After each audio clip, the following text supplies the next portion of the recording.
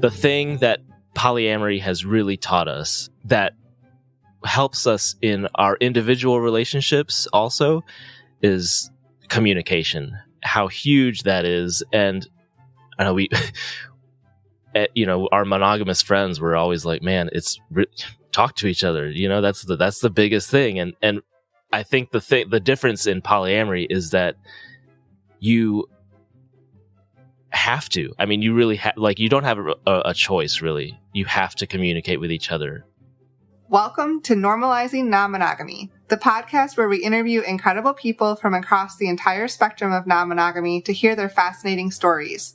We strive to bring guests on the show who have a healthy approach to non-monogamy. However, it's important to remember that everyone does it a little bit differently, and the views and opinions expressed by our guests do not necessarily reflect our own. Additionally, we produce this show for entertainment purposes only. Please be aware that we aren't doctors or therapists. Consult a medical professional for anything regarding your health that you might learn about on the show. Enjoy! Welcome to episode 296. We're Finn and Emma, and today we have a super fun conversation and a wide-ranging conversation with Nick. Nick's been exploring non-monogamy for about 10 years. He currently has 2 partners, Sammy and Jace. We actually talked to Jace and interviewed Jace back in episode 254. But today we talk all about Nick's story, and it is amazing. Yeah, this is a beautiful conversation. And of course, Nick talks about his current dynamic, but a lot of what we talk about is how we got here, how Nick got here, how Nick and Sammy and Jace all got here. And I think one of the really beautiful parts about this conversation for me is around Nick's coming out story. Yeah. And what that looked like growing up in a very Catholic family and religion. And also he was married to a woman for a while. And part of his coming out process, he talks about what that was like and how he navigated that. And also one of the other things that's really amazing is the huge role in Nick's life that music has played. Yeah. And he's going to talk more about this as well because it's a big part of his life. But one of the really awesome things is Nick is in a band, and he is in a band called Brother Hawk, and they're actually pretty amazing.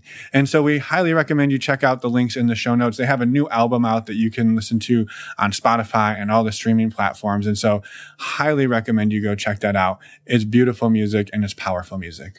Thank you, Nick, so much for sharing everything you did and for the music. It's amazing, and we're excited to get your story out there. We are. And one more quick little note before we jump into the interview for all of the premium subscribers. And that quick note is a recording note on our end, a technical note. We somehow, our microphone was not working during this conversation. And so our audio got picked up on the computer microphone, which you can hear us. We are audible, but it also sounds like we're recording in a tin can with a string on it connected to our computer.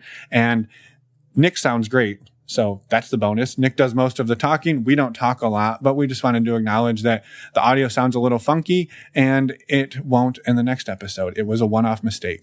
Yes. Sorry about that mistake. And we hope you forgive us and listen to this episode anyway, because it's amazing. I think we're forgiven. And Nick does most of the talking, and it sounds great. It does. So with that, we're going to jump into the interview for all of our premium subscribers. And for the rest of you, we have a couple of fantastic announcements. These are cooked up just for you. For anyone who's not familiar with the premium subscription, you can sign up on our website, normalizingnonmonogamy.com. Just scroll down on the homepage. It's as little as a couple dollars a year, and you can skip these announcements up front, jump right into the episode, and support the show. But don't worry, you still get the important dates in the outro for anything exciting we have coming up, and we happen to have something coming up. We do. This coming Saturday, July 15th, 2023, is the day of visibility for non-monogamy. The inaugural day. It is the inaugural, yes. It's the first one. And we are just to clarify what inaugural means. Well, hey, maybe we have somebody listening who doesn't know what the word inaugural means. We got people from all over the world. That's true. And we are an endorser for this event among many, many other people. However, the event is created and by Open, the Organization for Polyamory and Ethical Non-Monogamy. We are super excited about this. Go to thedayofvisibility.com, which is also linked in the show notes, and you can find out how you can get involved. They have a bunch of local events and online events and just a lot of ways to get involved. And we would love for you to join this community and get the word out. Yeah, and just to be clear, those local events are spread out all over the world, and so you should have one hopefully near you. But if not, can create your own. Yes. So more information, again, as Emma said, is at dayofvisibility.com. Links are in our show notes at normalizingnonmonogamy.com or in your podcast player down below or whatever direction it is on your phone. You can find it. You'll find it, and we highly encourage you to check it out. We're excited about this, and a huge thank you to the whole team over at Open for putting this together and all the work they're doing. And again, that's this upcoming Saturday, July 15th, 2023. And don't worry, they want to do it again next year. That's so right. If you miss it this time. Next year won't be the inaugural one. That's true. That's true. Anyway, enough word jokes. First other announcement, so I guess that would be the second announcement. Yes. Would be our virtual community. We wanted to just quickly mention to all of you, maybe you're brand new, you haven't heard us talk about this. We have an online community that is close to 300 people. We use a platform called Mighty Networks. People are in there all day, every day, supporting one another in all of the hard work we're doing, but also the easy stuff, the fun stuff, some sexy photos, some fun photos of your dog eating your cat, probably not. Maybe cuddling with your cat. I think you just scared some people off. To date, I have not seen any pictures of dogs eating cats. Me either. So anyway. I don't know quite why that's where your brain went, but nobody knows why my brain goes any of the places it goes. That's very true. So anyway, the whole point is the community is full of amazing people like you who are figuring out how to explore non-monogamy, or possibly even your partner is and you don't want to. We have some of those people as well, and they are in there supporting one another, figuring out how to support their partners, support themselves, and support their community. So it's an amazing space. We highly recommend you check it out if you're looking for community. Yes, you can check it out and sign up by going to our website, normalizingnonmonogamy.com, clicking on the community page. While you're there, there's a little drop down that also says weekly groups. We are launching weekly women's groups and men's group, and hopefully a gender inclusive group coming up as well. Finn's actually been doing the weekly men's group since last October, so we're not launching that one right now. We're adding on. But if you're interested at all, we would love, love, love for you to check it out. And these are weekly peer support groups. And again, just look for all of the information on our website under the weekly support tab. Which is under the weekly group support tab. Yeah, which is under the community tab. Yes. Or just send us an email and we'll hook you up. That's also, which you can contact us on our website. You can. That's under the contact us tab or something similarly named. Yes. Anyway, last but not least is our favorite way to get tested for STIs. It's our favorite way to stay up to speed on our sexual health status, and we highly encourage you to do the same.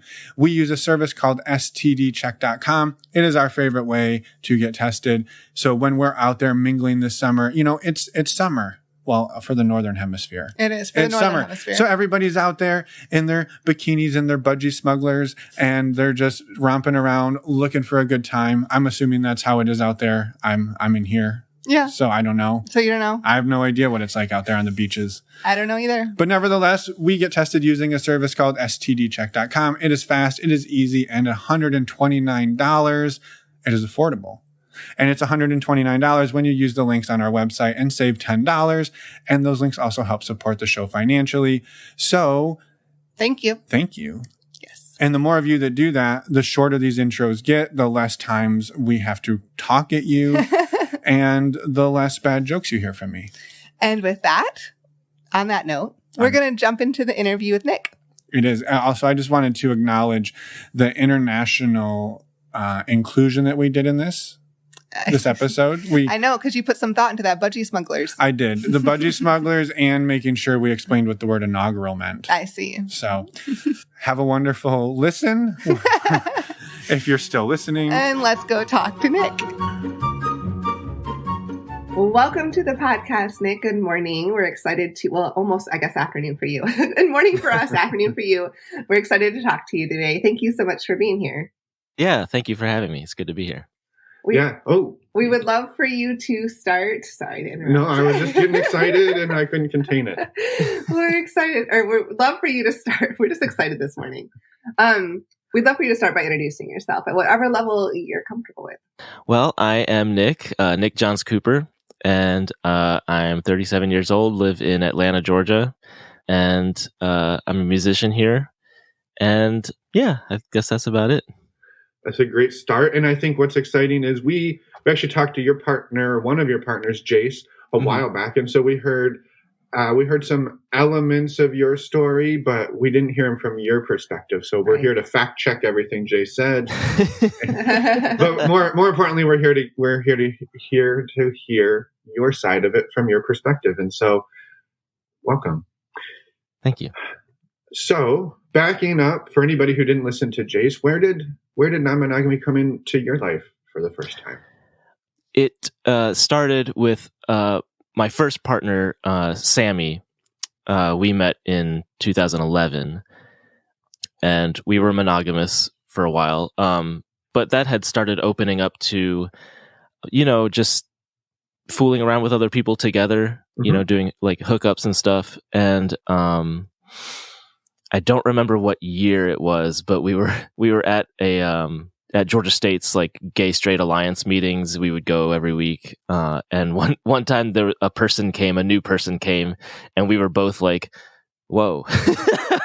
like not only were we attracted to them, but it started the conversation. Like, what if we like dated other people? Like, what if we tried to date people together, Right. Yeah.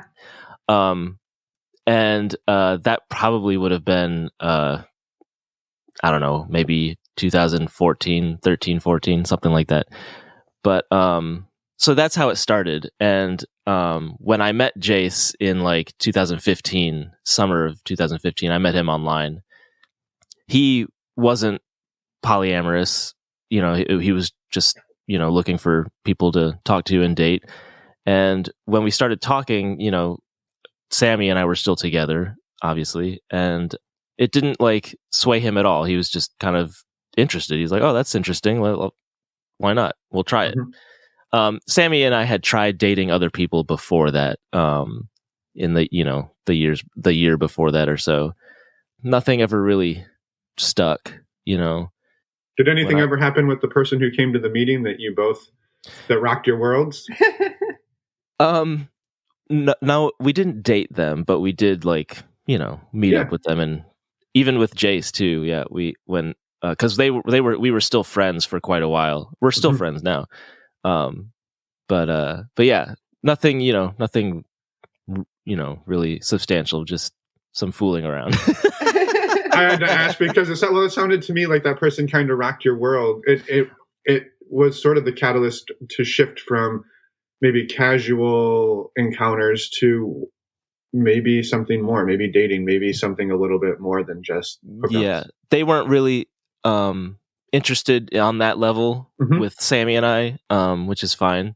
But that's, they're who really got our conversation going about it. Yeah.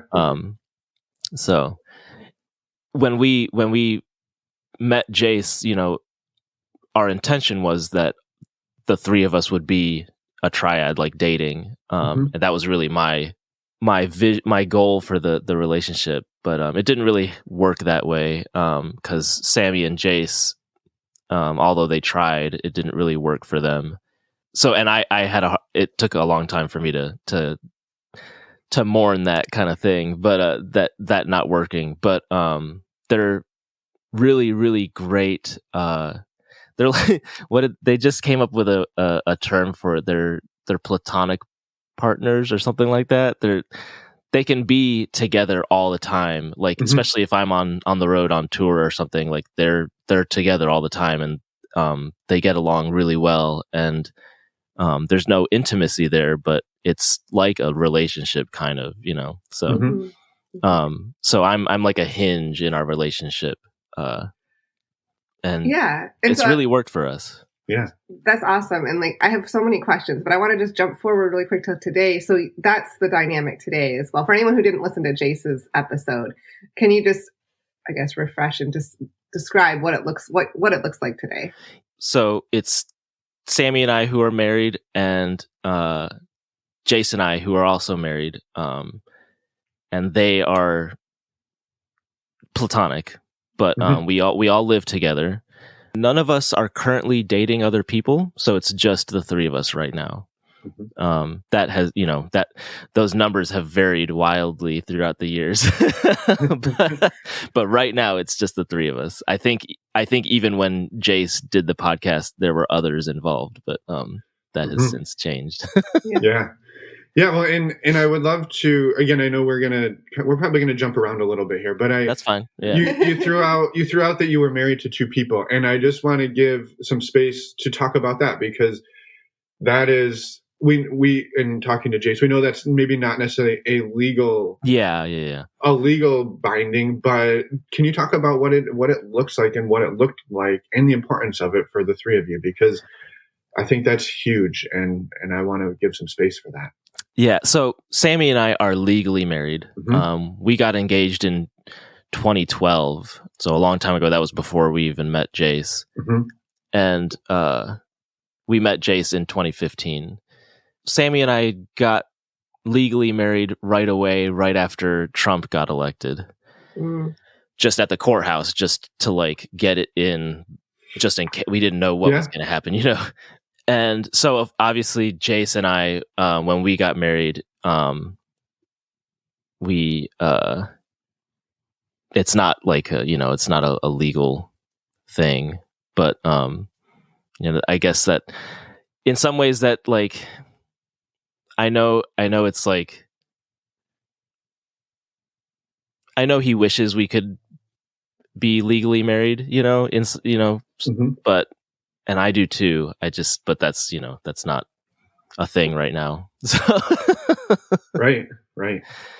But I imagine it holds the same weight. I mean, what weight does that hold for you, regardless of the legal entity that would bind it? The symbolism. It's the same thing to me, because so Sammy and I had a big wedding, and Jace and I also had a big wedding, and they feel even not to say that big weddings are the factor in terms of how weighty, how much weight your marriage holds, but that's how important both of them were to us. That we had family and all this, all our friends, and so they, to me, in my mind, and in my gut, they're the same thing, So it wasn't like you went off and had this grand wedding with Sammy, and then when it was Jason, it was like, oh well, we don't really want to tell anybody, we don't want anyone. It was very much the same. Just the difference was there's not necessarily the legal entity. Absolutely. Yeah. I love that. Yeah. And Jace was part of that when you and Sammy got married then, and then vice versa. Of course, Sammy was part of you. Yeah. Absolutely. Yeah. Jace was our kind of our wedding coordinator with Sammy and I. So, but Jace is such a planner that he was also basically our wedding planner for our wedding. It was, Some people just take that role because that's where they fit, right? Yeah, exactly. Sammy is the Disney planner. So both of us, we both had our honeymoons at Disney World, and Sammy is like the Disney World master. So they had that down. They tell us what we're doing and everything. It's great. It's great to have a whole team of people with different strengths that can all coexist and collaborate together. Yeah. In terms of budget, for our because we all share the same bank account, and but Sammy is they do math in their head for fun. So it's great to have someone who's really good with math and is in charge of our budget, and so we all have, and I'm really good with taking care of the yard and taking care of our cars and stuff, and so each person brings their own strength. Yes, absolutely. Yeah. Well, and it's amazing to be able to do the things that you like and that are your strengths, and to know that the things that maybe aren't, they're also being taken care of by somebody who is enjoying doing them and who is really good at them. And then you can just sit back and be like, I'll be out here in the yard. Will you take care of the budgets? and we just kind of know that it's going to work out because everybody's doing their thing. I think that's amazing. Love it. Yeah. I try not, it's not lost on me how lucky we are that the three of us have found each other. Cause I know how rare that is to have, like, it's, you know, we've certainly been in relationships, and had, you know, close friends over the years that you really enjoy being with them, but you have a limit as to how much time you can spend with them, especially if you're in the same house. We've had roommates, you know, the same way. But the three of us, none of us have ever felt like, oh, I need space away from you, you know? And, you know, we all three of us value our the time that we have apart alone, you know? I like to go out and run, on my own. That's kind of a time for me to, you know, clear my head. And Sammy works far away, like 45 minutes away. And, they enjoy their commute where they listen to their audiobooks. And, you know, Jace spends a lot of time here at the house with the dogs, cause he mostly works from home while I'm working and Sammy's working. But when we're all three together, there's such a comfort level there that, I don't know, I always feel really at home with the three of them. And, and it's the same for both of them. And it's really rare, I feel like, to find that in three people, you know? Yeah. Well, I think too, there's an element there, which is you each have your individuality. You've each found ways to carve out time alone. So when you are together, even if the ratio of together to alone is huge, it seems like you're all getting your individual cups filled so you can show up at the group level. Yeah. And it's, you know, over the years, we've had to learn how to manage the filling of our cups, you know, how like we're like, okay, I feel like I need a little more from you, or, you know, that kind of thing. And the thing that polyamory has really taught us that helps us in our individual relationships also is communication, how huge that is. And, I know you know, our monogamous friends were always like, man, talk to each other. You know, that's the biggest thing. And I think the difference in polyamory is that you have to, I mean, you really like, you don't have a choice really. You have to communicate with each other. Otherwise it just won't work. And I feel like maybe monogamous, couples, they can maybe get away with not communicating as much, you know, not healthily, but like they, you know, it doesn't create a lot of problems that it does in a polyamorous relationship. I mean, you know, that's all, you know, I don't know. Anecdotal. Yeah, exactly. But for us, like, it's huge, you know, and, it has strengthened my relationship with Sammy.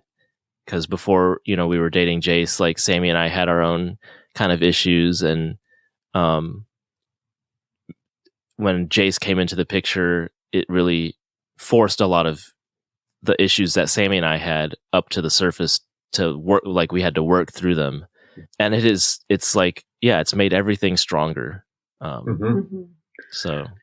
Yeah, I totally get that. I think it's one of the things that, and we've talked about this quite a bit lately, is I think to your point, Lee, it is harder to just sort of skate by in non-monogamy without the communication.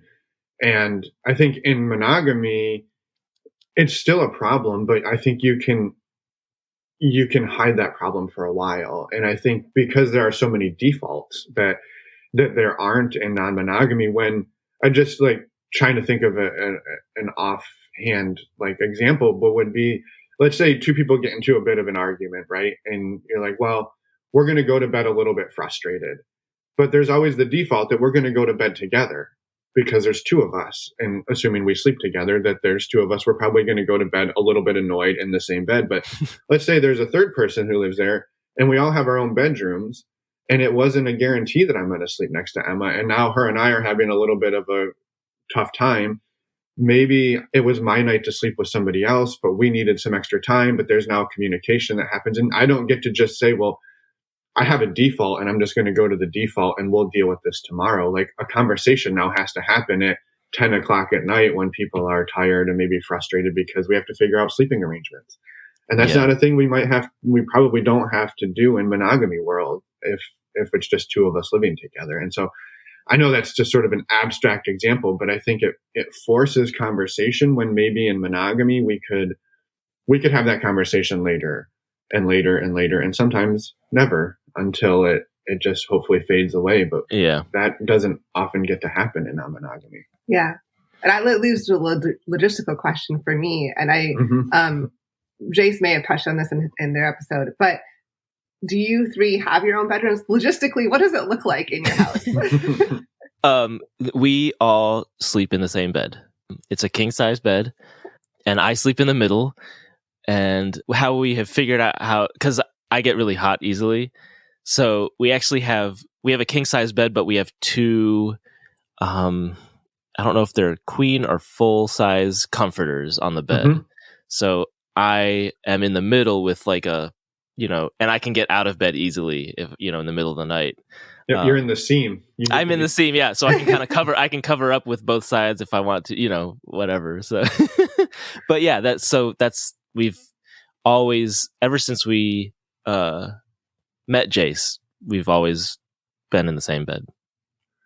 I love it. I also love the description of the logistics of how you do it, because I think we've actually heard that solution a few times lately as well, which is, you sleep in the middle with two sets of blankets and they overlap. Man, when we like go other places where we have to sleep with one comforter, it's rough for me because like because I also like have to get up in the middle of the night a couple times to use the restroom or whatever, and like having to climb out from under like like, how am I going to do this without waking them up? Yeah exactly. So and you have to just like go under the cover and out the bottom, right? Yeah. And we have a little dog that sleeps with us, and she's like a little space heater too. So oh my gosh. As someone who gets very warm sleeping too, I can relate, and I would need the two comforters as well. Yeah, we have a fan like blasting onto the bed just to like keep the comforters cool, and I always put the air conditioner way down when we go to bed. So sleeping in a cold room. Yes, key as well. That's why I sleep so well in hotels, like on the road, because we, those hotel ACs, man, they just blast down. They crank it. Yeah. Well, that leads me to another question too. So, if like all three of you sleep together, but the three of you, there's a relationship obviously between the three of you, but you have individual relationships with both of them. How do you carve out time then for intimacy and connection with each one of them individually? So for Jace and I, it's usually because Sammy works so much. They work like a 9 to 5 every day of the week, and they have every other weekend off. And so that means they work every other weekend. So Jace and I have a lot of time during the day to find time for intimacy. Sammy and I, it's a little bit harder because they work so much. And when they get home, it's like, they're exhausted, and everyone's at home. And, but, Sammy and I find our time every once in a while because Jace is off doing other things. So usually, when we have space to ourselves, we'll find it. And yeah, we've had to adjust and figure out what that means for us in terms of like having less time together. But when we do have time together, it's really meaningful or whatnot. But yeah, we make it work. Obviously there's always work to be done in that area, but yeah, I think it works all right for us as well as we can do that. We've tried doing things where, we share intimate times with all three of us, and it doesn't really work well for us, especially for me. So yeah, we just try to do that kind of thing like separately. Yeah. Which I think is interesting from the perspective that, it maybe ties in the question that I was thinking about, which is around you sharing that you grieved the loss, or the potential loss of not having the sort of the traditional, if there is such a thing, traditional triad of the three of you being in a romantic partnership and Sammy and Jace being in a partnership just the way that you and Sammy and the way that you and Jace are. So that hearing that part doesn't really work for you and the romantic part didn't really work for them, I was just curious, like, if you could talk a little bit about that process of grieving and letting go of the expectation. Yes, I want to add too, because I was going to ask this question as well. I'm curious, like, what made you really want that? Like, what in the first place, like, where was that desire coming from, and then grieving that process? It's a big question. Yeah, that is I will be the first to admit that I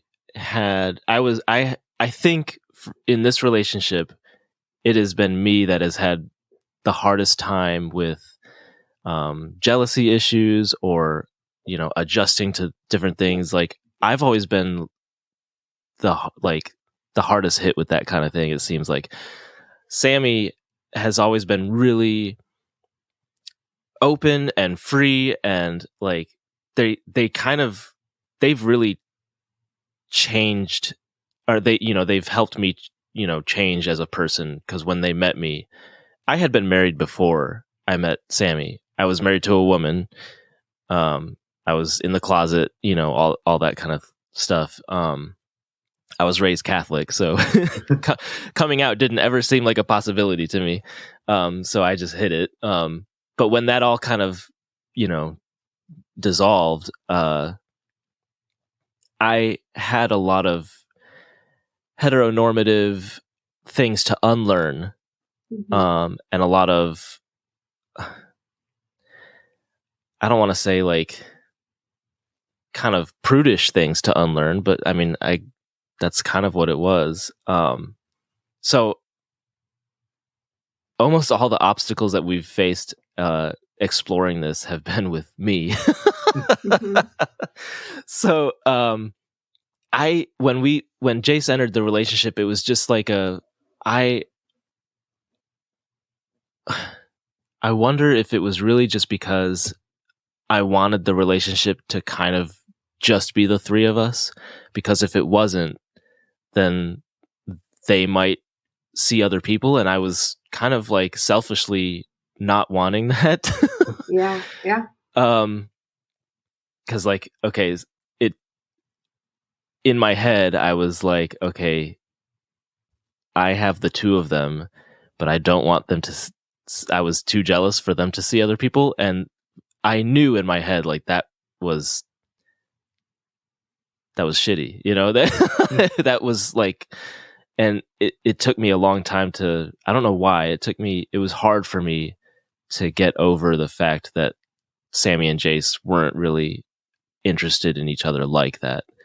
Because if they were, then I see how you could twist that and say, well, I have two people, you each have two people. Do we really need more people? Right. But if they're not, then there's the possibility that to make it equal, they might seek something outside. I also have a hard time with like, I'm really, I guess, really picky with who I live with. Mm-hmm. Which is a great quality, by the way. Yeah, that's a good thing.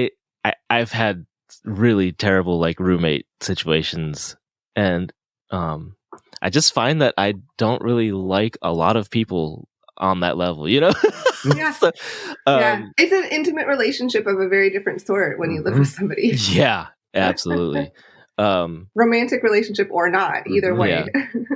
So, when I had to make, like, when I really had to find in myself to cope with that and get over that.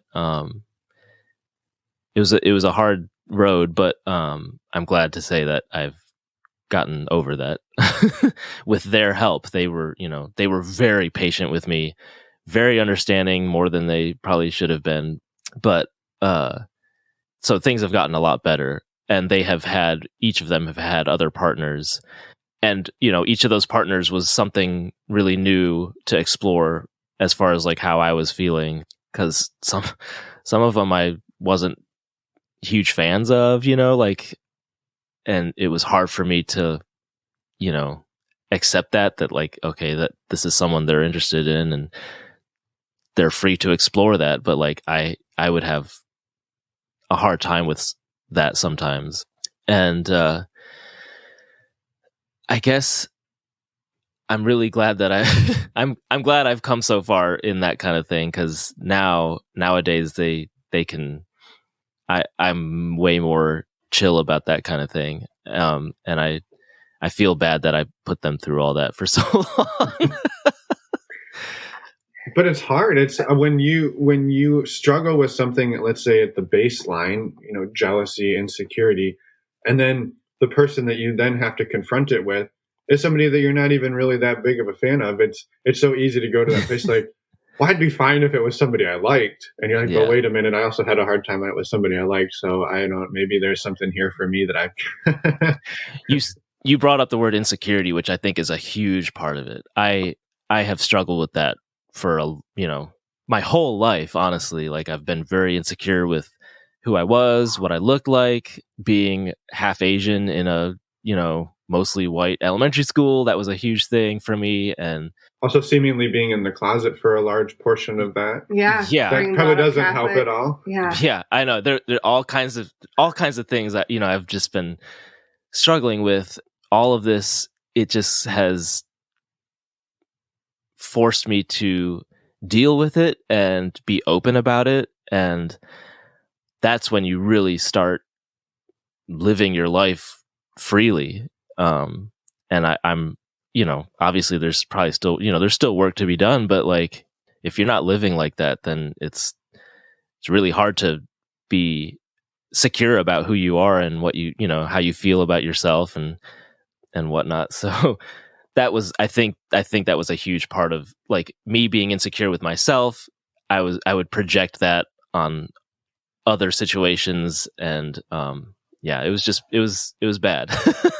But I think it's so common that so many of us, I mean, we struggle with this all the time, the two of us, and individually. Yeah. I'm curious for you, Nick, how did you go after some of that, confronting the insecurity, confronting these things, to start living in the way that felt more you? Also a big question. Yeah, gosh. I know, we're asking deep questions today. I think my confidence level in myself has come up substantially, due to a big part of that is having Sammy and Jace there, and feeling how much they love me and whatnot. Also, a big part of it has actually been the band that I play in. The guitar player I met in, like first grade or something like that. And he has always been just outwardly like confident in himself, and like very, like, he's a very big personality, knows exactly like who he, like, I know he has issues, but like he struggles with things internally, but like he outwardly has a lot of confidence. And I've learned a lot from him, honestly, like just being around him so much. We grew up together, playing music together. We started a band in like third grade. We had been playing music together all through like high school. He graduated high school early, and I went off to college, so we lost contact for a long time. But he started bugging me. Like once a year, he would call me and ask, like because he was off touring with a bunch of different hardcore bands. And I was like in music school, like at Georgia State, just like practicing piano and organ all the time. And he would bug me to like, oh, we need to start a band together. And I was like, oh man, I don't have time for that. But we finally got together, I guess in 2010. And the process of us forming this band,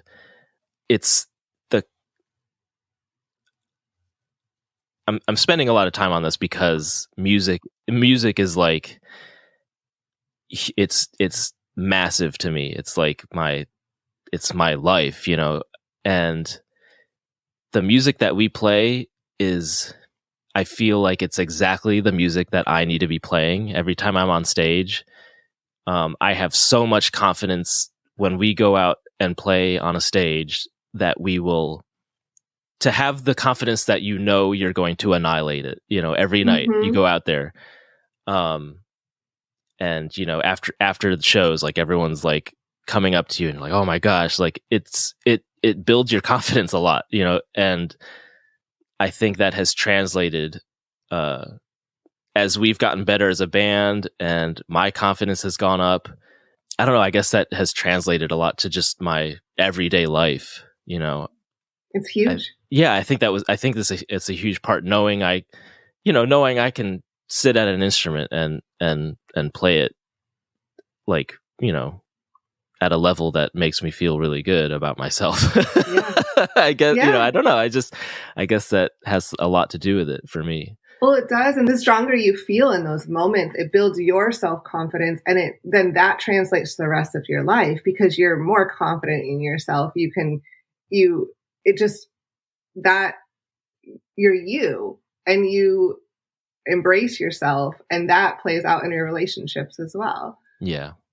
Well, I imagine too, the piece you talked about in there, that you're going out and playing the music that is your music. You're not going out there trying to play death metal if you're a classical pianist, right? Or vice versa. You're playing where you feel you belong. And yeah. I think, well, that's funny because I am a classical pianist. but I also so that's how I was raised. I started playing piano when I was 4 and have been playing and started pipe organ in high school. And that's also a big part of my life too, is church music, because, I was raised Catholic and raised in church. And honestly, the music program at the church that I grew up at was even when I was a kid, I knew left a lot to be desired. And so it was kind of my mission to okay, I'm going to go to school and learn how to do this and try to do it really well for some church. I don't know. And I still, I ended up playing at a couple of big Catholic churches. One of them, it ended very poorly. After Sammy and I got engaged, they found out, and it was a huge mess. They fired me, and it was so I had come out, done all this stuff, and then the church that was part of my identity just kicked me out. And that's so fucked up. That was a huge I still struggle with it today, Yeah. That was back in 2013, but because it was one of the biggest Catholic churches here in Atlanta. It was it was kind of my dream position, as far as what I wanted to do. So yeah, that really shook things up. And I'm now at I'm at a Presbyterian church, which is polar opposite. They love Jace and Sammy. They know everything. I feel free to be, who I am around them. And it's a good situation for me to be in. But so I'm in that world, and I'm also touring around in a rock band, but keeps things interesting, Yeah, I love, but I think I hear in there though that you feel, it sounds like now you feel like you're playing in a church where you belong, rather than one that perhaps was your dream, but you weren't really welcome there, and that's so hard. Yeah, and even before that, growing up and realizing that, you're gay and knowing how the church thinks about you, I had been struggling with that long before that even happened.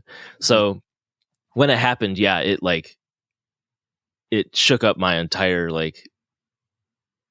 thing, but it was kind of okay, well, now I know for sure that's not for me anymore, So I guess you're letting go of a whole part of your identity. Yeah, for sure. And it's something that I still struggle with. My parents still struggle with because they're still, my dad's like a deacon in the church.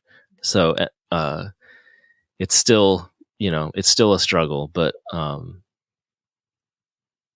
know I'm better off now than I was. So yeah, you're being more true to yourself. Yeah, that's it. Always comes down to that.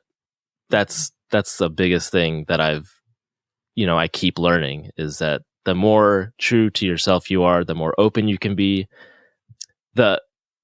So going back to the guitar player I play with, his mom actually married Jace and I, and she has always been we lovingly call, she's a free bitch, she's just she's the freest person I know, and just getting the encouragement from her every step of the way has been important to me too. So yeah, I was going to ask you how it has gone with being out in family and friend circles, but it sounds like there's places where it's been a struggle for sure, and then there's places where you found a lot of support. Yeah. Yeah. She and Mama, I call her Mama, just always have, because she's been a childhood, Mm-hmm. other mom. She's always saying, go where you're celebrated. So that's beautiful advice. Yeah, honestly, yeah. I love that. I'm curious, Nick, if you could talk a little bit about the process for you coming out, because it sounds like it was a very big journey from growing up Catholic, marrying a woman. Now you're in a triad. You're married to two men or to two people. And so I just wanted to maybe touch on that, because I know you're not alone in that, being in the closet, feeling like you probably can't come out of it. And you've gone up against a whole lot to come out of it. I mean, losing your dream job is nothing to sneeze at. Yeah, my ex-wife, Amy, we actually went to high school together, and she also played piano. So we were working a lot together, with, I would conduct the orchestras for the musicals we would do in high school, and she was there playing the piano for him. And we really had a really immediate and very special bond. So our relationship just grew. We started dating, and we went to college together. We went to Georgia State together and majored in piano performance, and ended up buying a house together and all this stuff and getting married. Because it didn't feel wrong. I did love her, but I had always, just been shutting down this other part of me, which sucked, but it was just kind of, I was just used to it, I guess. And I never thought it would be possible to find a guy that I would even want to spend the rest of my life with. I had never come across such a person in my, upbringing in a suburb of Atlanta, just growing up, or, I think there was maybe one out person in my high school at the time. It was really, when I was in high school, it was not like it is today, which it's great today, that kids can feel free to do that kind of thing. But when I had found Sammy, I immediately was it was another moment of my life where I was just oh no, what am I going to do? Because now I can see myself with this person. Immediately I knew this is them. that here they are. Mm-hmm. And I was battling with that for months, like, just like, oh my gosh, what am I going to do? Like, it was, because you were still married at that point. I was still married. Yeah. Yeah. And, it was awful. It was like, I didn't want to hurt anybody, but like, I was struggling with it so much that, one night Amy just kind of like knew something was wrong and kept asking like what was wrong, and I was just like, oh, I didn't know how to like just shut it down, but I was like not trying to talk to her about it, Mm-hmm. but she wouldn't let up. And so eventually I was just like, I just told her. I was like, oh my gosh, I'm telling you right now. Okay, that's happening right now. And she had an interesting reaction because her sister is gay and her family is very like supportive and liberal and whatnot. So like immediately she was like, oh gosh, I need to call my parents right now, and they need to come over. And like they came over and like they were just like hugging me and supporting me, which was really, weird to me. But like, I don't know, I immediately like I left. She told me like I should go stay with my sibling who lived like 30 minutes away, just to like, so we could process all this. So they were supportive at first, which was nice, but then she wanted me to like not see Sammy at all in the process of like us figuring out like our divorce and all this stuff. But I had just come out, and then I was like basically alone. We were, and I had Sammy right there as a support system, and I really didn't, I was not strong enough to not have them as my support system. So I couldn't, stay away. And that's when the process turned really sour. And so it was like it was a big struggle for that it was kind of like a year where, it was really just not a great situation. But after, it took a long time, but after that, like Amy and I have since, healed and we're friends still again. She actually played the piano at both of our weddings, That's beautiful. That's beautiful. She's awesome, Yeah. She always has been. And we have both grown significantly from this experience.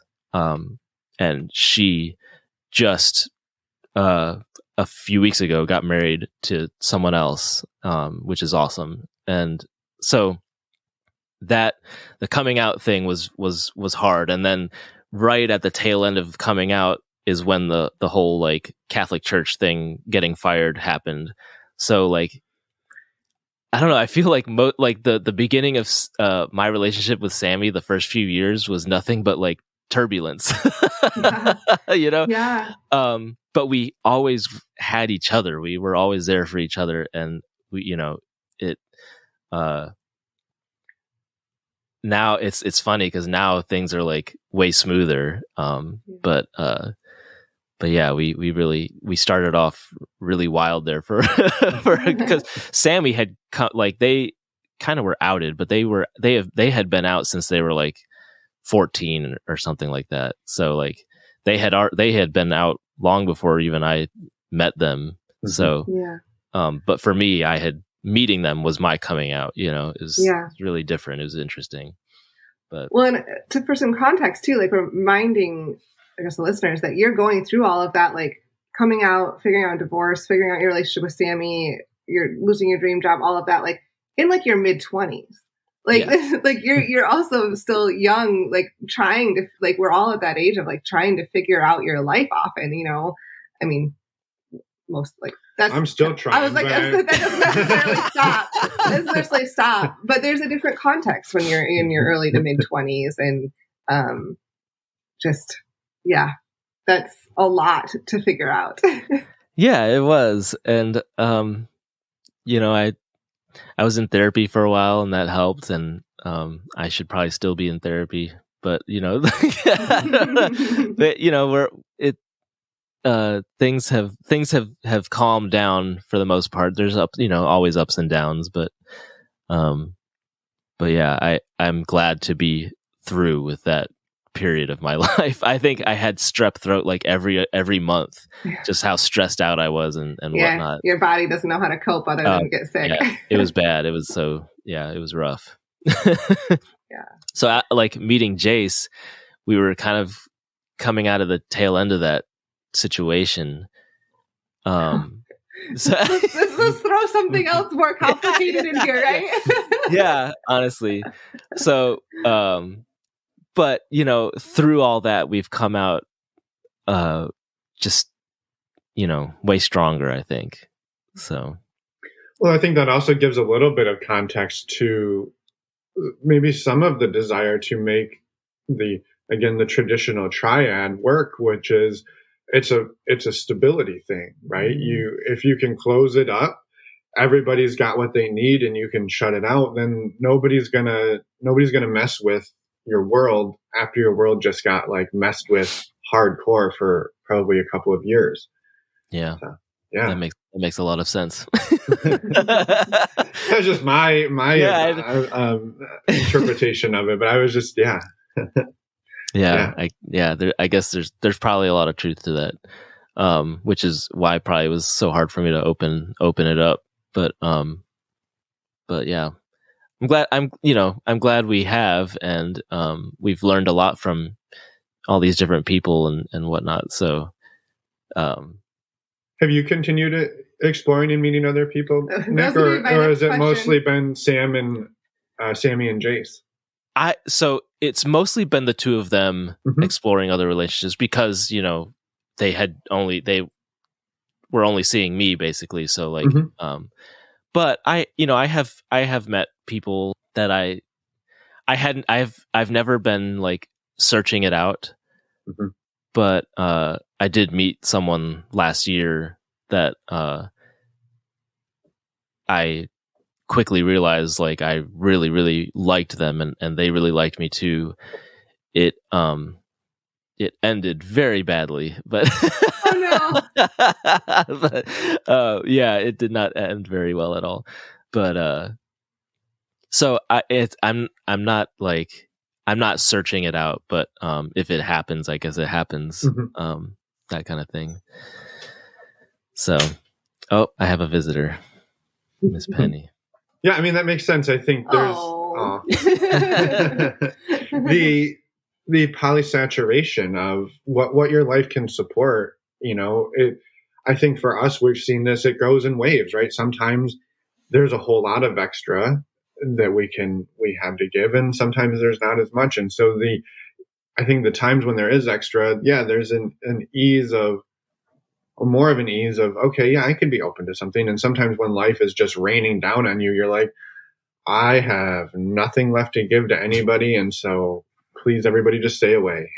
And I see both of those. Yeah. Yeah. That the relationship last year was,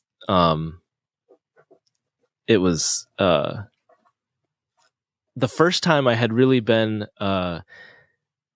rejected by anyone. Not like, so they were not looking for a relationship and neither was I really, but I fell really hard for them and they were falling for me. But the only way they really, I guess, knew how to deal with it was to ghost me, but like make me think that like, I don't know. It was not a great situation and I freaked out and thought something was wrong. And like, cause, I don't know. That's a whole other thing. But, that took me a long time to get over. I don't know. I guess I when I fall for someone, I fall really, really hard, like I did with both Sammy and Jace. But this one just like didn't end the same way. So it's like really the first time that has happened to me. So that was definitely a new experience I had last year. So glad that's over. I hope that never happens again. Yes, honestly. I'm like, okay, well, now I'm really not looking for anyone else. That's amazing. Yeah. I love it. Well, is there anything that we haven't asked about or talked about today that you wanted to make sure to share out into the world? And we wanted to give you a chance too to talk a little bit about your band and where people can find that, so anyone coming through the Atlanta area can check it out, or I don't know how far and wide you tour, but can check it out in general. So we aren't touring right now. We're kind of in a weird limbo place, but we just released a new album that's on all the things, Spotify, whatever. And we're very proud of this album. So yeah, you can check it out wherever you are. It's the band name is Brotherhawk, and the new album is called The Dreamer. And it's all about JB is the guitar player.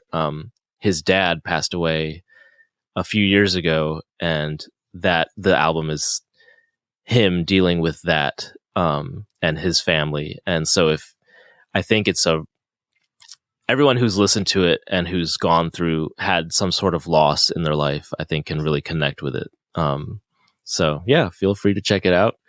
I play keys and sing backup on it. And so yeah, that's that. Yeah. So yeah, Brotherhawk, The Dreamer is the new album. We will make sure to get the links and have them in the show notes so people can get right there and find it. Awesome. Yeah. And as far as like anything else, I don't think so. We covered quite a bit. We did. So, but yeah, I don't, if there's anything else y'all can think of, I don't know. Oh, I'm sure lots, but we want to be respectful of time too. And yeah, I just want to thank you for your vulnerability and courage in speaking to all of this. I know we asked some deep questions, and just thank you for sharing. No, absolutely. Like I feel like I'm in a place right now where, because talking about some of those things, even just a couple years ago, would have been really hard for me. So I'm just really glad that I can do that. I can sit here and talk about all these things and be fine. So it just shows me where I'm at right now. So it's nice. That was a good experience. I enjoyed talking with both of y'all. So thank you.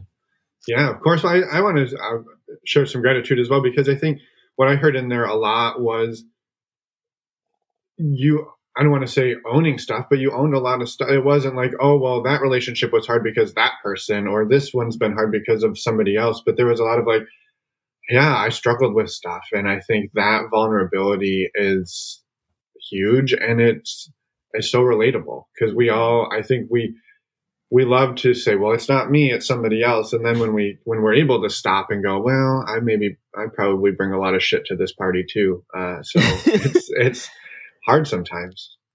I think that's been a big I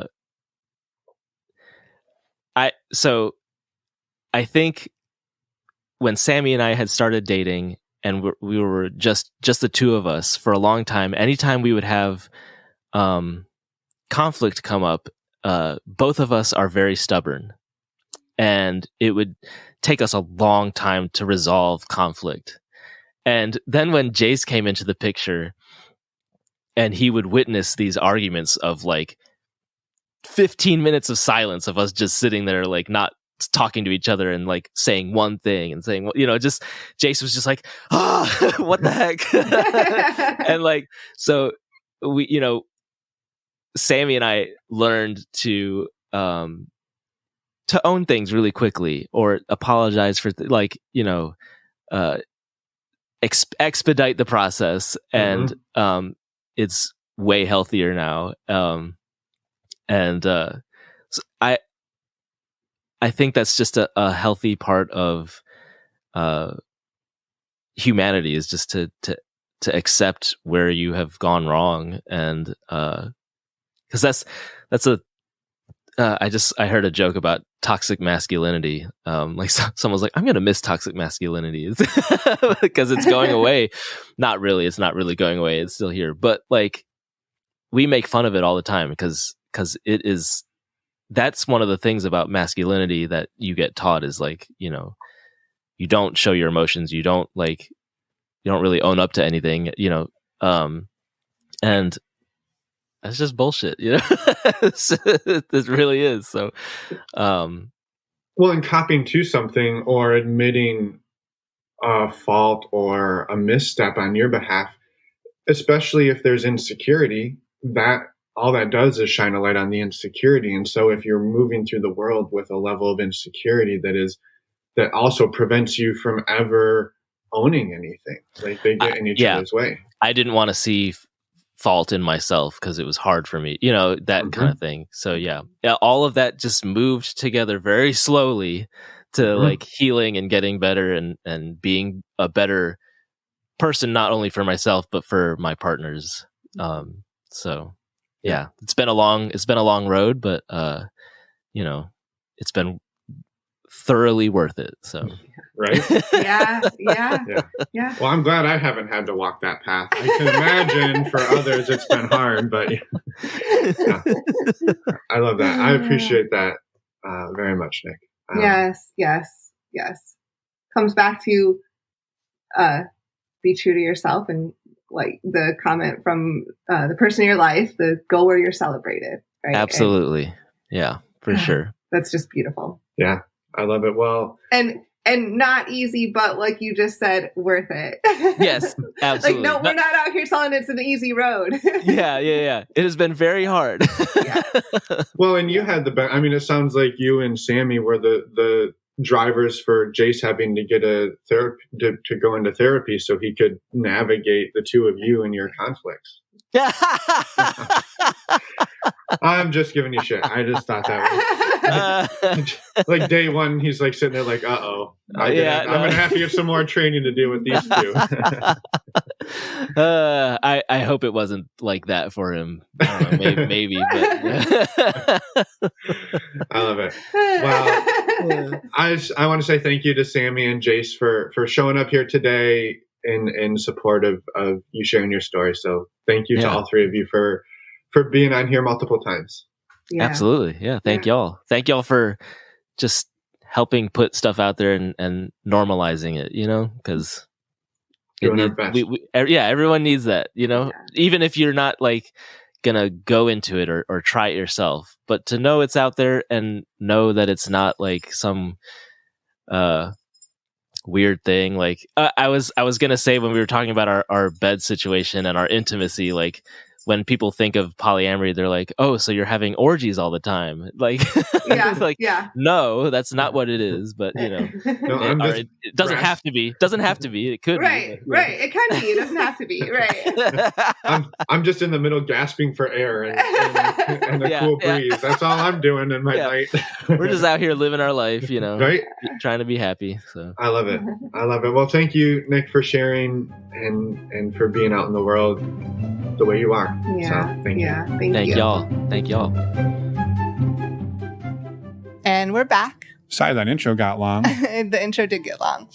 Anyway, thank you, Nick, for coming on and sharing everything that you did. We're so grateful for the interview and the discussion and just you being you, and also excited about your music. A quick reminder to go check out Nick's band, Brother Hawk. Links are in the show notes. And I was just going to echo Emma's gratitude. So thank you. And don't forget, this weekend is July 15th, the first ever inaugural Day of Visibility for Non-Monogamy. And we'd love for you to get involved. Again, links are on our show notes, normalizingnonmonogamy.com, where you can also find out all of the other stuff that we rambled on about for way too long in the intro. But you know what? If you don't want to listen to that intro, you can sign up as a premium subscriber. That's true. So I'm going to talk about budget smugglers for another 15 to 20 minutes. That's in the intro, not now. Okay. Next week. Next week, we have an interview with Katie and Bo. It's super fun. Come back and listen. It's beautiful. It's a solidly beautiful episode next week. It is. I'll probably keep the budget smuggler talk to a minimum so we can get right into it. I don't think I've made too many friends on this one. Anyway, I think we're going to wrap it up. Are you good? I think I've been good for a while. Bye, everyone. Thanks for listening, and we'll see you next week.